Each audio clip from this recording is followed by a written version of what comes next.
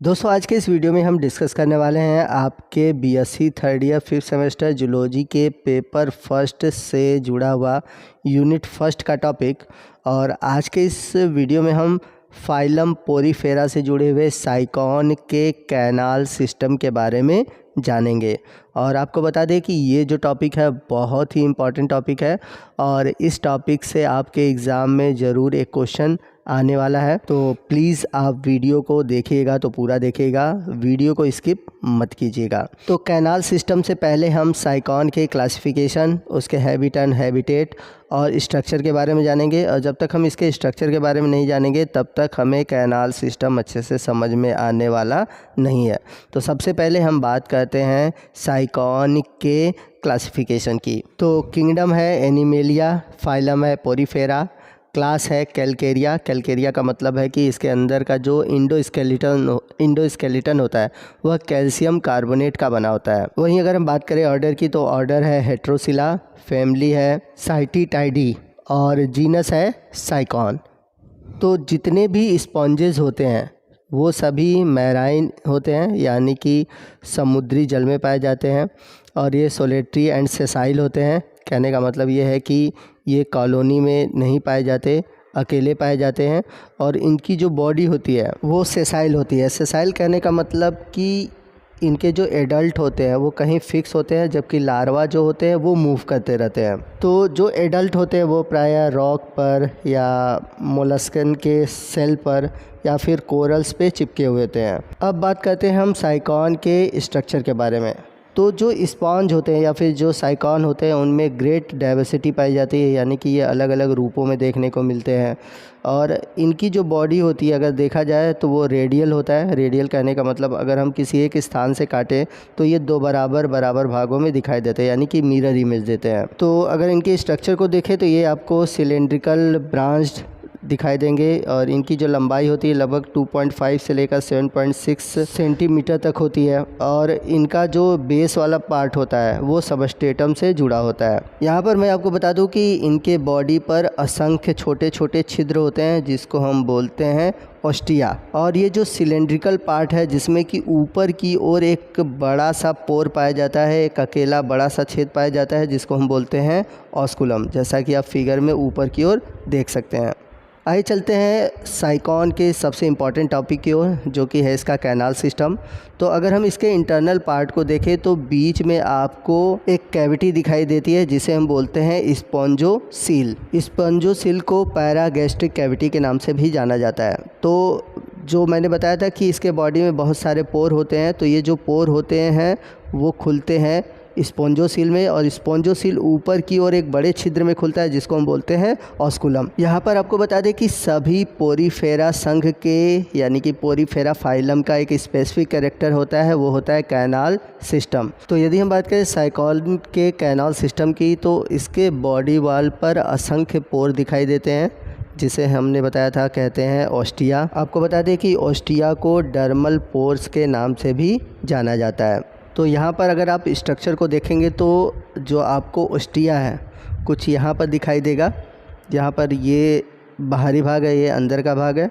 अब जो ऑस्टिया है ये यहाँ पर जो आपको स्मॉल पोर दिख रहा है यही ऑस्टिया है। अब ऑस्टिया आगे जाकर खुलता है इनकरेंट कैनाल में। यहाँ पे मैंने जो लाइन दिखाई है ये है इनकरेंट कैनाल। तो ये जो इनकरेंट कैनाल है ये बाहर की ओर ऑस्टिया में खुलती है, लेकिन अंदर की ओर प्रोसोफाइल के द्वारा खुलती है। जैसा कि आप देख सकते हैं इनकरेंट जो है ये नीचे की ओर जो दिख रहा है ये है प्रोसोफाइल, यानी कि ये जो छेद है जो दिख रहा है वो है प्रोसोफाइल। तो यहाँ पर आपको बता दें कि ये जो प्रोसोफाइल्स हैं यह इनकरेंट कैनाल को रेडियल कैनाल में खोलते हैं। तो यहाँ से आप देख सकते हैं ऊपर से आ रहा है इनकरेंट कैनाल खुल रहा है प्रोसोफिल में, और प्रोसोफिल जाकर खुल रहा है रेडियल कैनाल में। ये है रेडियल कैनाल। अब जो ये रेडियल कैनाल है बनता कैसे है, तो रेडियल कैनाल शरीर के बाहर की ओर आने से बनता है। और यदि इसे आकार में देखा जाए तो ये थंब साइज़ यानी कि अंगूठे के आकार का होती है। और आपको एक इम्पॉर्टेंट चीज़ बता दें कि ये कोइनोसाइट सेल से घिरी होती है। और आपको बता दें कि ये जो कोइनोसाइट होती हैं ये एक प्रकार की फ्लैजेलेटेड सेल होती हैं, जो कि यानी कि इनके जो फ्लैजला होते हैं वो इंडिपेंडेंटली मूव करते रहते हैं। आपको बता दें कि इनकरेंट कैनाल और रेडियल कैनाल में एक डिफरेंस ये भी होता है कि जो इनकरेंट कैनाल होता है वह बाहर की ओर खुलता है, जबकि जो रेडियल कैनाल होता है वो बाहर की ओर बंद रहता है। और एक चीज़ और है, जो इनकरेंट कैनाल है जो बाहर की ओर खुलता है वो ओस्टिया में खुलता है। अब जैसा कि मैंने बताया था कि जो रेडियल कैनाल होती है वो बाहर की ओर नहीं खुलती, लेकिन अंदर की ओर खुलती है, और अंदर की ओर जिस द्वार से खुलती है उसे हम बोलते हैं एपोपाइल्स। इसे इंटरनल ओस्टिया के नाम से भी जाना जाता है।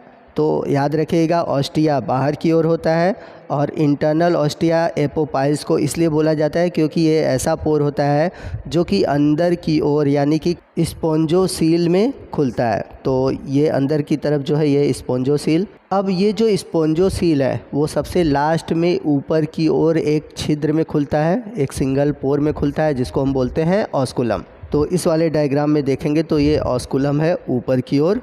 तो आइए समझने की कोशिश करते हैं कि इनकरेंट कैनाल और रेडियल कैनाल में क्या डिफरेंसेस है। तो अगर हम बात करें इनकरेंट पोर की या फिर डर्मल ओस्टिया की, ये जनरली आपको आउटर सरफेस पे देखने को मिलते हैं, यानी कि साइकान का जो आउटर सरफेस बॉडी है वहाँ पर आपको इनकरेंट कैनाल देखने को मिलता है। जैसा कि आप फिगर में यहाँ पर देख सकते हैं, आपको यहाँ पर इनकरेंट कैनाल दिखाई देगा। तो यहाँ पर आप देख सकते हैं बाहर की तरफ जो पोर है वो है ऑस्टिया, ठीक है।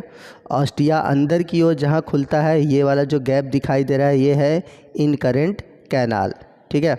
अब इनकरेंट कैनाल जो है ये नॉन फ्लैजिलेटेड सेल से घिरा होता है, यानी कि इनमें कहीं भी सीलिया नहीं पाई जाती है, और ये जो सेल होती है उनको हम बोलते हैं पिनेकोसाइट्स। और जैसा कि मैंने बताया था कि जो ये इनकरेंट कैनाल है ये रेडियल कैनाल में एक स्मॉल ओपनिंग के द्वारा खुलते हैं, जिसको हम बोलते हैं प्रोसोफिल्स। इनकरेंट कैनाल के बाद है रेडियल कैनाल। तो यहाँ पर आप देख सकते हैं जो अंदर की तरफ कैनाल दिखाई दे रही है ये है रेडियल कैनाल, और इनकरेंट कैनाल रेडियल कैनाल में प्रोसोफिल्स द्वारा खुलता है। अब बात आती है रेडियल कैनाल की। तो रेडियल कैनाल फ्लैजिलेटेड चैम्बर द्वारा होता है, यानी कि ये फ्लैजिलेटेड सेल द्वारा घिरा होता है, जिसे हम बोलते हैं क्वेनोसाइट्स। अब ये जो रेडियल कैनाल है ये अंदर की ओर एक बड़े से कैनाल में खुलता है, जिसको हम बोलते हैं स्पॉन्जोसील। अब जो ये रेडियल कैनाल है ये स्पॉन्जोसील में एक स्मॉल पोर के द्वारा खुलता है, जिसे हम बोलते हैं एपोपाइल्स या फिर इंटरनल ओस्टिया। जैसा कि मैंने पीछे आपको बताया था, यहाँ पर फिगर में आप देख सकते हैं ये जो रेडियल कैनाल है वो एक पोर द्वारा अंदर की ओर खुल रहा है, ठीक है। और इस पोर को बोला जाता है इंटरनल ओस्टिया या फिर एपोपाइल। अब आइए समझते हैं कि वाटर कैनाल सिस्टम जो होता है साइकॉन का कैसे होता है, यानी कि वाटर का रूट क्या होता है। तो सबसे पहले जो आउटर मोस्ट वाटर है, यानी कि बाहर से जो पानी है, यानी कि ये जो बाहर की तरफ पानी है वो अंदर की ओर किसके द्वारा जाता है, डर्मल ओस्टिया के द्वारा। डर्मल ओस्टिया के द्वारा ये पहुंचता है इनकरेंट कैनाल में। तो ये जो इनकरेंट कैनाल है ये दूसरा रास्ता हो जाएगा। अब इनकरेंट कैनाल से जो पानी है अब ये प्रोसोफिल्स द्वारा पहुंचता है रेडियल कैनाल में। तो रेडियल कैनाल जो है वो तीसरा रास्ता हो जाएगा। तो ये जो पोर दिख रहा है आपको ये है प्रोसोपिल्स। तो ये जो प्रोसोपिल्स है ये क्या कर रहा है कि इनकरेंट कैनाल से पानी को ला रहा है रेडियल कैनाल की ओर। ये तो अंदर की आप तरफ जो रास्ता देख रहे हैं ये क्या है, रेडियल कैनाल है। तो अगला जो रास्ता है वो है रेडियल कैनाल। यहाँ पर आप देख सकते हैं रेडियल कैनाल है। अब रेडियल कैनाल से जो पानी है वो एक छिद्र द्वारा, जो कि छिद्र कहलाता है एपोपाइल्स, से होकर स्पॉन्जोसील में जाकर खुलता है। तो आप देख सकते हैं यहाँ पर एक छिद्र है जो कि रेडियल कैनाल को स्पॉन्जोसील में खोल रहा है, जिसे हम बोलते हैं एपोपाइल्स। तो इस स्पॉन्जोसील से होता हुआ पानी जो है वो इंटर करता है स्पॉन्जोसील में, और स्पॉन्जोसील से होता हुआ जो पानी है वो ऊपर की ओर एक बहुत बड़ा पोर पाया जाता है, जिसको हम बोलते हैं ऑस्कुलम, और ऑस्कुलम से जो पानी होता है एकदम बाहर की ओर चला जाता है। तो इस तरह से आप देख सकते हैं कि साइकॉन में वाटर कैनाल सिस्टम पाया जाता है। आई होप आपको समझ में आ गया होगा कि कैसे साइकॉन में कैनाल सिस्टम होता है और कैसे वाटर का रूट होता है, कैसे वाटर अंदर आता है, कैसे अंदर से बाहर की ओर जाता है, किन रास्तों से होकर जाता है, ठीक है। फिर भी अगर कोई डाउट है तो आप हमसे कमेंट करके पूछ सकते हैं। तो आपको आज का ये वीडियो कैसा लगा कमेंट करके ज़रूर बताइएगा। वीडियो अच्छा लगा हो तो वीडियो को लाइक और शेयर करना मत भूलिएगा, और कोई भी डाउट है आप हमसे कमेंट करके पूछ सकते हैं। तो मिलते हैं अगले वीडियो में अगले टॉपिक के साथ। तब तक के लिए जय हिंद, जय भारत।